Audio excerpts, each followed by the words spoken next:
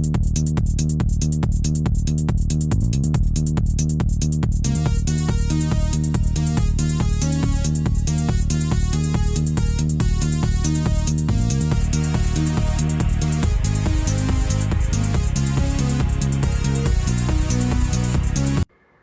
viewers, welcome to Healthy Home Samayal.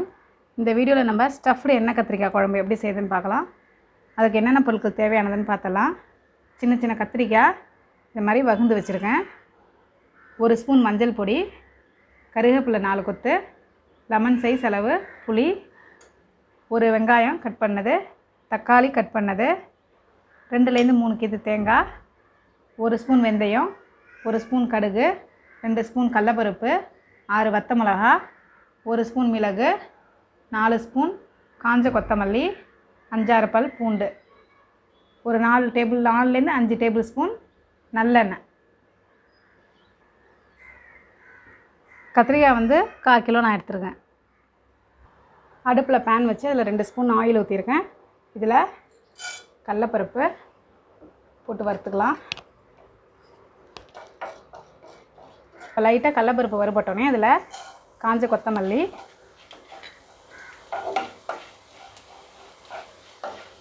மிளகு,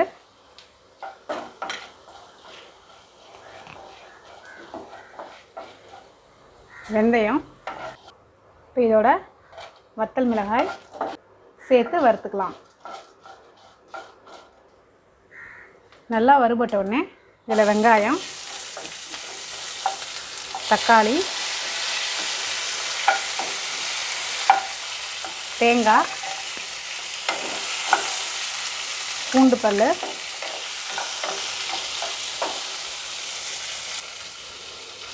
உப்பு, மஞ்சள் பொடி சேர்த்து நல்லா வறுத்துக்கலாம்.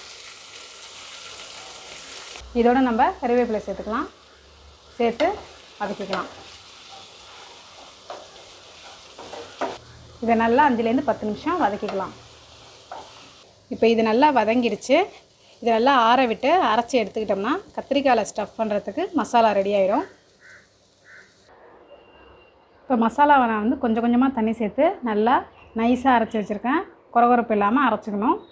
இப்போ வந்து புளியை வந்து தண்ணியில் 2 டம்ளர் தண்ணியில் நல்லா ஊற போட்டு வச்சுருக்கேன். இந்த மசாலாவை எப்படி ஸ்டஃப் பண்ணுறதுன்னு பார்க்கலாம். இந்த மாதிரி கத்திரிக்காய் வகுந்த கத்திரிக்காய் நடுவில் இந்த மசாலாவை எடுத்து நல்லா ஸ்டஃப் பண்ணிக்கலாம்.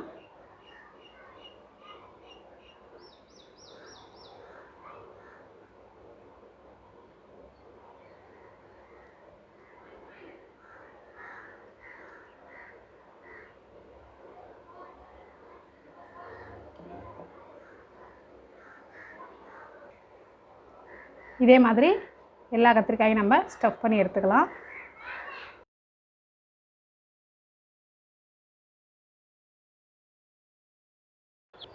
இப்போ ஸ்டஃப்டு எண்ணெய் கத்திரிக்காய் குழம்பு எப்படி செய்யுதுன்னு பார்க்கலாம். அதே பேனில் நான் 2 ஸ்பூன் நல்லெண்ணெய் ஊற்றிருக்கேன். எண்ணெய் சூடானோன்னு இதில் கடுகு போட்டுக்கலாம்.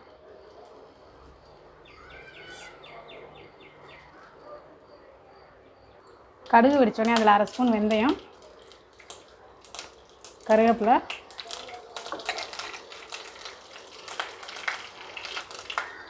அதோட இந்த ஸ்டஃப்டு கத்திரிக்காயை சேர்த்துக்கலாம். ஒரு 10 மினிட்ஸ் இந்த கத்திரிக்காயை திருப்பிட்டு வதக்கிக்கலாம்.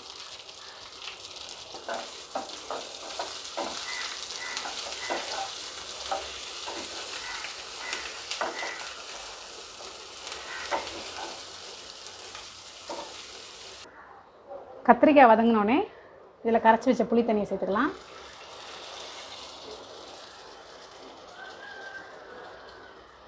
மீதி இருக்கிற மசாலாவையும் 1 டம்ளர் தண்ணி ஊற்றி கரைச்சி இதில் சேர்த்துக்கலாம்.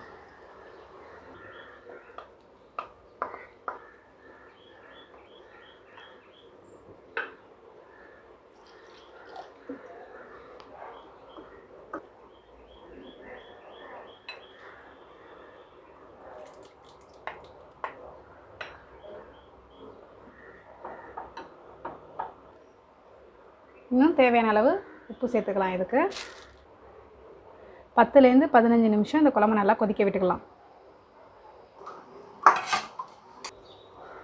இப்போ நல்லா கொதித்து கத்திரிக்காய் வெந்துட்டு குழம்பும் நல்லா சுண்டிட்டு இப்போ அடுப்பு ஆஃப் பண்ணிக்கலாம். இதை மாதிரி நல்லா கொதிக்க வச்சுக்கிட்டா 2 நாள் வரைக்கும் வீணாக போகாது. நம்ம வச்சு யூஸ் பண்ணிக்கலாம்.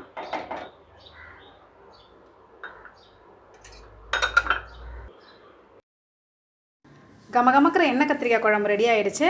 கத்திரிக்காயில் நம்ம மசாலா ஸ்டஃப் பண்ணி குழம்புல சேர்த்தனால கத்திரிக்காயில் நல்லா மசாலா இறங்கியிருக்கும்.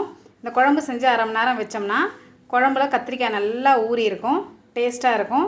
இதை சூடான சாத்தில் போட்டு பசஞ்சு சாப்பிட்லாம், டிஃபனோடு சேர்த்து சாப்பிட்லாம். அன்பால் இணைவோம், ஆரோக்கியமாக வாழ்வோம். இன்றே இணைந்திருங்கள் ஹெல்தி ஹோம் சமையலோடு.